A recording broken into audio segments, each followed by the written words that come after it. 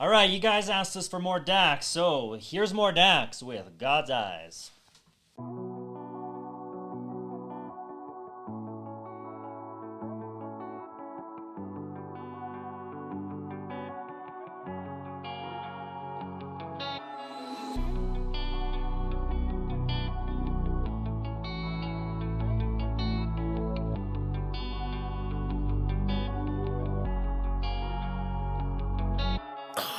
I never seen God's eyes, but I seen the devil's. He walks with man on earth at different levels. He knows the king we serve, so he hates and meddles and prays that we all burn and turn to rebels. He tried to get my soul, but I'll never settle. I walk this lonely road from the burbs to ghettos. I'll take the gift bestowed and return a vessel. I am the one they chose. Yeah, yeah, yeah. Rebellious in all ways, been sinner since birth. He knew that it would happen when he put us on this earth. We demonize religion, brought corruption to the church. We know the price of everything, but we don't know the worth. We spend all of our time idolizing false prophets. Comparison's the enemy, stop watching others' pockets. The social system's broken, we divide on every topic. They fabricate the truth and we all monetize the gossip. We know the problems and we... Those are some interesting lyrics. Yeah. The religious tone is obvious, right? That's what he's going for here. But some of the things that he said in here, I think, are really key. So talking about like trying to divide people up, like creating gossip and making money from it. And it reminds me a lot of just what goes on the internets, right? Creating controversy so people will click and talk about it and all these different things. And we've been guilty of that ourselves in certain cases. You know, we had a podcast for a little while. And it's funny because the theme of our podcast was like communication and how to like coordinate and talk with lots of different types of people. But sometimes we would create thumbnails that sounded controversial, even though what we were saying wasn't controversial, because that's known for like getting clicks. Mm-hmm. And it's sad that that's the case, that people think, oh, we should make this confrontational because that's what gets clicks. And I think he makes a good point here, where we've changed from what we value. I don't know if we've changed it, if it's a change from one thing to another, like he's kind of implying, or if it's just kind of the natural man, as it were, right?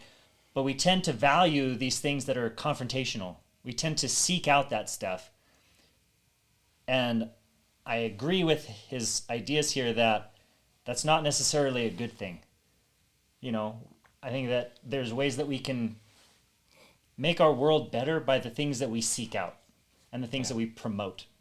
So anyway, it's off to a good start. It's an interesting song. Yeah, it struck at a lot of the kind of lessons that I feel churches and Bibles do their best. Churches and Bibles. The Bible. Churches and Bibles. I feel like you got a song right there. The Bible and lots of churches like profess all the time but don't live up to well.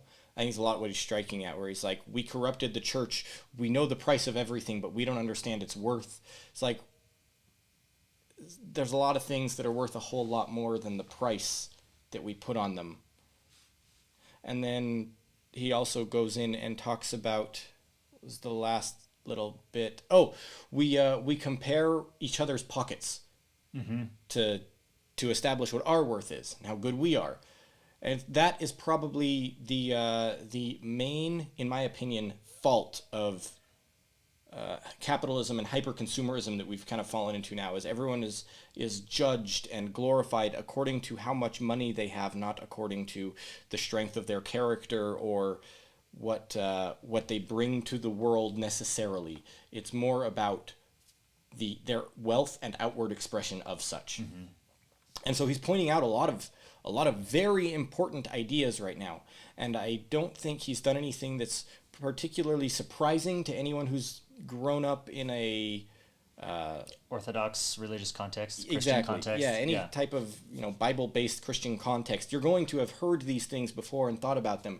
But I like the way he's combining the ideas and juxtaposing them against each other. Exactly. Well, he's taking those concepts and he's describing them as we see them in society, right? So it's like it's not just from a page in a book, but he's taking that page and plastering it onto what we generally live in our daily lives. And I think that that's good, because these messages, whether it's from the Bible or the Bhagavad Gita or whatever, Like, there are these important messages, these important principles, these important ideas, but if we don't apply it to real life, it's totally pointless. Yeah. You can have the Bible and you can have it written down, you can have that. You can have something else that's good, have it written down, it doesn't matter.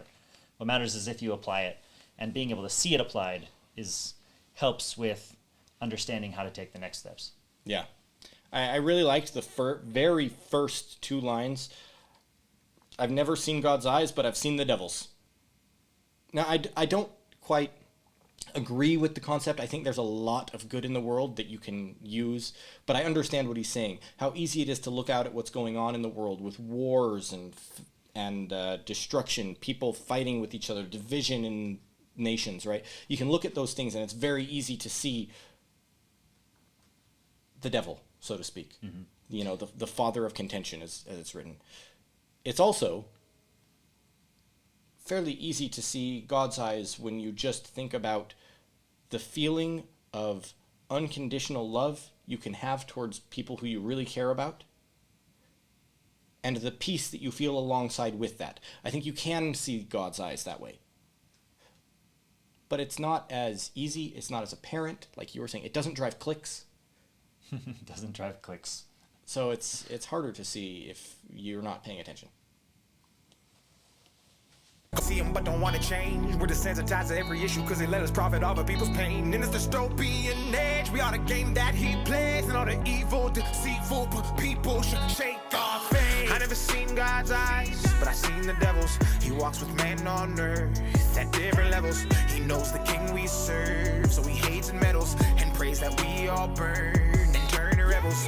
He tried to get my soul, but I'll never settle. I walk this lonely road from the burbs to ghettos. I'll take the gift bestowed and return a vessel. I am the one they chose. Yeah, yeah, yeah. Our God is an awesome artist. In perilous times we seek his grace as the world and the times we face turn fake in the face of the devil's mirages. In the midst of the pain, disdain, and the media's push of all this garbage, I pray that you keep your faith as a whole. He started off with the chorus. I didn't catch that he had started with the chorus. Oh, yeah, yeah. So the first line was also going to be a repeated line throughout the song. I really like the line where he says we're desensitized to these issues and we profit off people's pain. There is a large group that profits particularly off war and people's pain that everyone knows about, and pretty much everyone that I talk to is against, left, right, and center. Yes, YouTubers. They're the worst. The worst. And it's especially apparent, like, right now, where the war that's been going on with Russia and Ukraine, there have been moments where it's felt like a peace deal has been somewhat forming, and surprisingly, it feels like one side is just really against that. And we'll see. You're killing me, Chase. Who is it? Like, goes. who are these people that, like, everybody's against? Like, who are these people that are ruining the world? The people who are running, well, you can just say military-industrial complex, the people who make so much money off war, yeah. right? All right. Okay, so these people make a whole lot of money I was just, off like, dying from suspense. war and to pain, tell us so much like, suspense. The punchline here. Right? And there's one side that really seems to not want to end this war, and I think it really strikes even more so right now, because on my way here to start recording today, I heard the news that there have now been attacks in Moscow, which is like, that's so much more escalation than was ever necessary for this. Like, there are people who are just trying to profit off the pain, profit off the contention. And that's not good, to say the least. When he says that God walks, or that the devil walks among people in different classes so that he can get us to be rebels. It's really obvious to see sometimes when he's walking with people who are, like, really powerful and able to control the outcomes of wars, and people's lives are in the balance here and it's just ignored, all the way down to the burbs and the ghettos where people are fighting hand and fist with each other over politics that has nothing to do with them, right? And it's so easy to fall into these contentious conflicts all the time. I hope he has a really good way to end this song, to kind of wrap up all of the ideas that he's bringing together. But it is interesting to me that he's bringing all of these up. Yeah, and I'm just going to point out here, like, he's using a lot of apocalyptic imagery, right? There's, like, nuclear war and all destruction and everything back here. And some of that is like, oh yeah, obviously he's talking about end time stuff. Yeah, especially with the Right, signs, the signs on the bottom. But I was also thinking too, if you look at these concepts, like these end times concepts, not necessarily as like this is the signs of the end of the world, which is one way to look at them, but also like these are the signs that society is falling. Cultural decay. You know, and like if we can deal with these signs, we can keep culture and society going.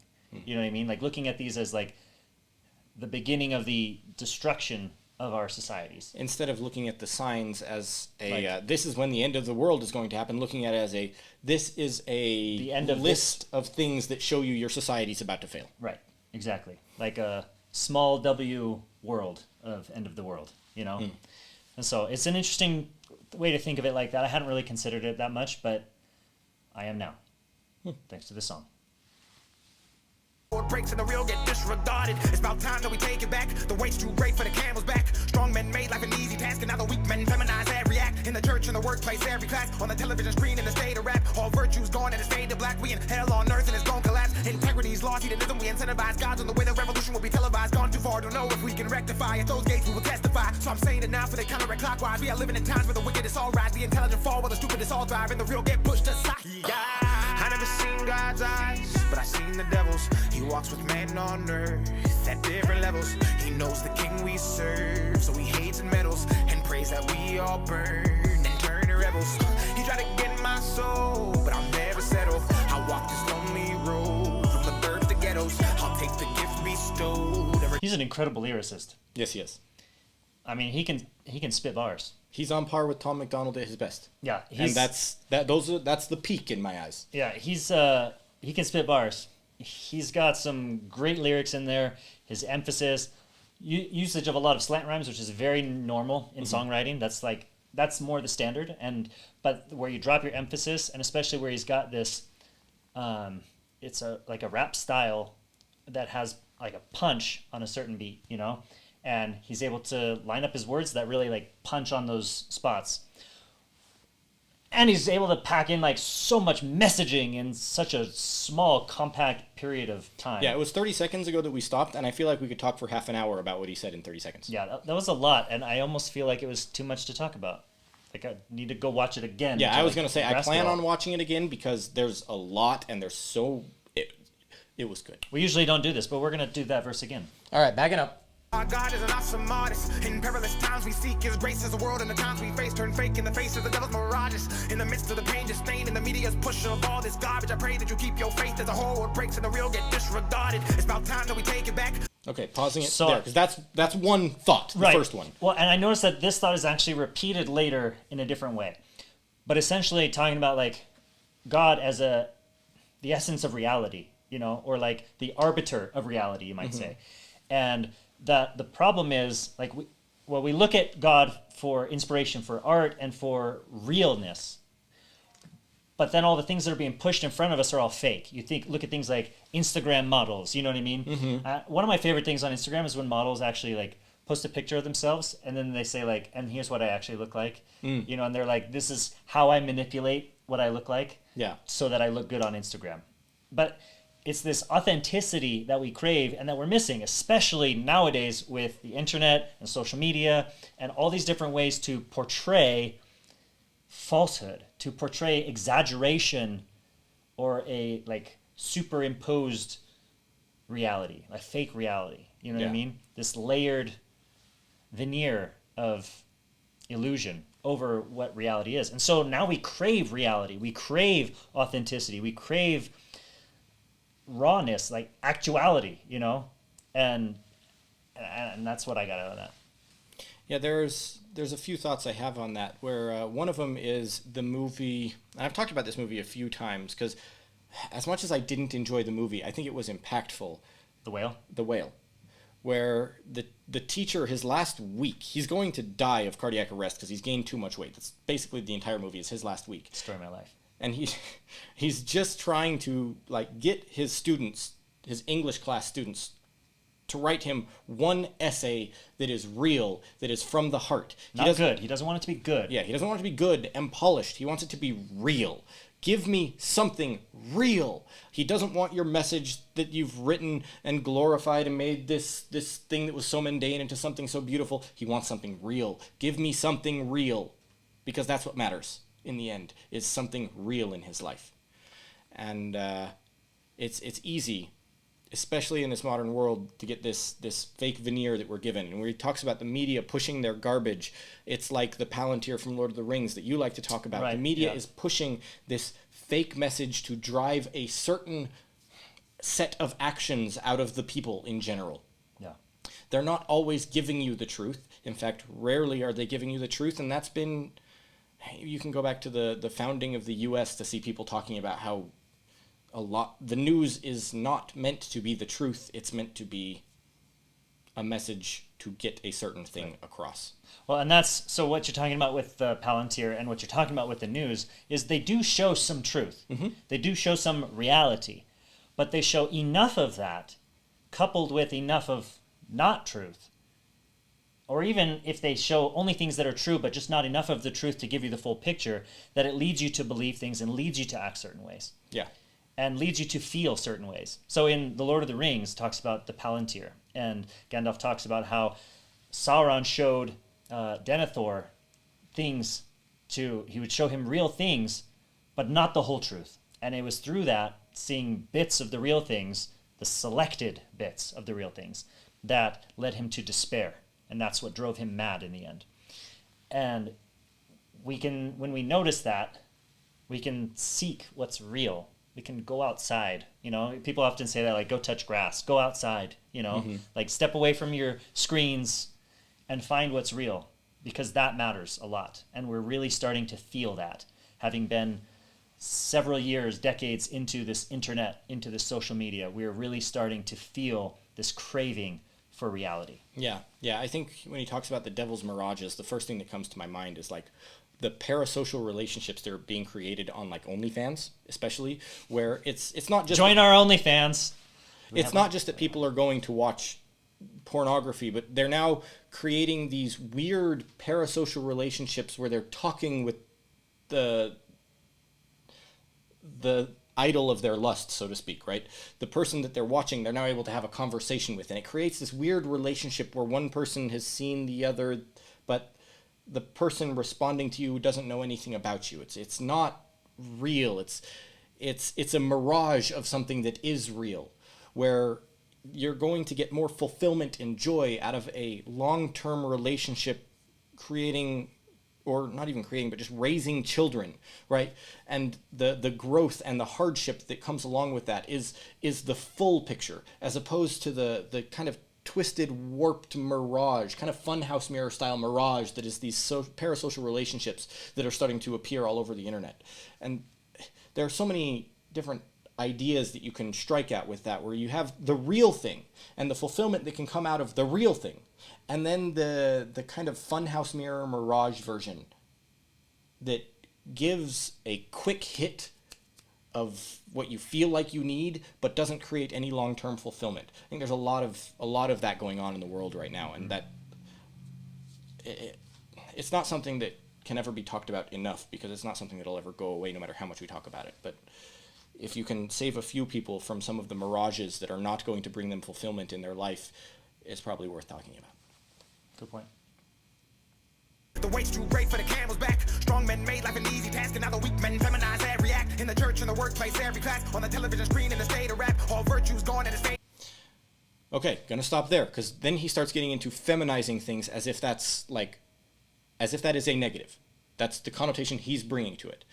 And I'm not going to bring in I don't think the connotation that feminizing everything is to make it bad, but I do think there are things that you need to have a balance of the masculine and the feminine in order for things to go well in society.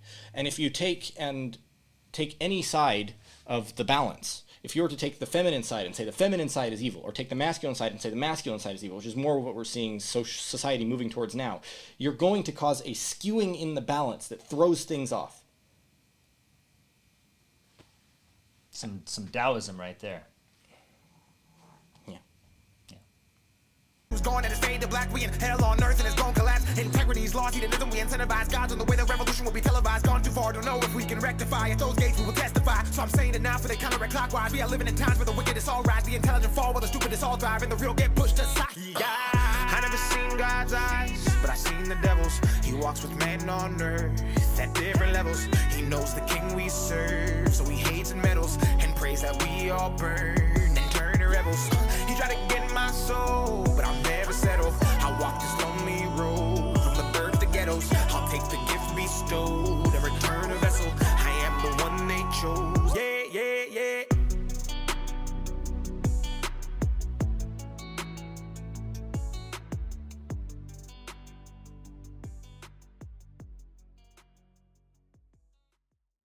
Now it's done. I think the last thing I'd like to talk about there is when he said, someday we're going to have to stand before the bar, and essentially that's after you're dead, the judgment is judging you, so are you, I'm going to stand here and say my message so that I can be found cleansed, because this message needs to be said. And I think you take that and not think about it religiously as if the judgment is coming, but take that more as a message of, if good men do not stand up, not just good men, good women, everyone who has a good message to say, if they do not stand up and say their message, that is when everything starts to fail. You need people to stand up and to proclaim good things, to combat the bad things, or everything will fall apart. All it takes is for good men and women to not do anything, to let the bad men and women take over. That's essentially that message there, that societies will fail when truth is not being proclaimed. There's a story in the Book of Mormon that I think does a really good job talking about this, and there's a man named Abinadi. He comes kind of out of nowhere into this corrupt society, stands up in what I believe Dax is trying to do here. He's standing up, he's proclaiming his message, proclaiming his truth. Now, Abinadi gets burned at the stake and doesn't see anything good come out of what he did. He just dies. However, great story, Hansel. Great story, isn't it? However, one person, that person's mind was changed. His final message, as he's being burned at the stake, changed the mind of one person who was there. And that person went on to set the foundation for the entire rest of what happens in the book. And that message is the message of, you need to stand up and proclaim your truth, even if all else looks like it will fail. Even if it looks like proclaiming your message is going to be useless, proclaiming the truth, proclaiming the message is going to be good for society at large. It's worth standing up and speaking truth. Along with that, I think what's really important in this whole concept of proclaiming truth and proclaiming good messages, etc., is listening. And I think it's a very underutilized tool. Because, there are people, everybody has something to say, but most people want to just say and not listen. And oftentimes, we end up fighting about things that we don't actually have grounds even within ourselves and our beliefs to fight over, because we didn't actually listen to the thing the other person was trying to say. We only heard what we think that they were trying to say, and we believed that it was contrary. And having talked to many, many people on lots of different places across like the religious and political spectrum, just about everybody feels the same way in that regard. That they have something to say, but they're misunderstood. And they even admit to not understanding the other people because they haven't properly listened to them. And I think that that's where most of us stand, is we haven't listened. And the thing is, like, whether they're on a different side of the political or the religious spectrum than you. Anyway, that. Tell me in the comments how to grammatically structure my sentence, please. When we listen, we can really understand where people are coming from. It's really hard to talk. It's really hard to communicate. Case in point. Communicating is very difficult, and sometimes we think we're conveying an idea, but what we actually want to say isn't coming out. And so listening is really important because we can put forth effort to essentially mine through the clutter of somebody's speech to get to the essence of what they're trying to say. But that involves active, intentful listening. not just hearing what they're saying and being ready to rebut. We need to listen and try to grasp what they're saying. And when we do that, we actually find that we have so much more in common and we're able to solve problems so much better. The other thing I'll say is for many people, for people who come from an Orthodox Christian background, the song is like, yeah, cool, like we're speaking out the things that I've been learning this whole time. Now we can just get the other people to listen, you know? And for those coming from a non-Christian Orthodox background, or maybe who left a background like that, might be feeling like, okay, now they're just trying to like shove this down my throat. But again, going back to actively, intentfully listening, it's important that we try to discern what is the essence that's coming out of this. What are the messages that somebody's trying to share, whether it's from this video or from something totally different, right? And usually the best place to listen is to the person who you think is your enemy. If you can listen to them, you can make the world a better place, guaranteed. Because most enemies that you believe in, they're not your enemies. They're people just like you, and you guys have not learned how to communicate together yet. And that's pretty much it. Like, that is 99% of it. Of course, there are disagreements and there are problems. That's real. But communication is huge. But in these messages that he's sharing, Dax is sharing, there's so much there that can benefit so many people. Not just the Orthodox Christians. You know? And so, anyway, that's all I have to say. I thought it was an interesting song. It had some, like, really potent imagery in it. And it just is reminiscent of a reminder that we can make the world better if we try. And that we need to be real to do that and not just trying to look good, but actually doing good. Anyway, let us know what else you'd like us to react to. This was an interesting one. And yeah, bye.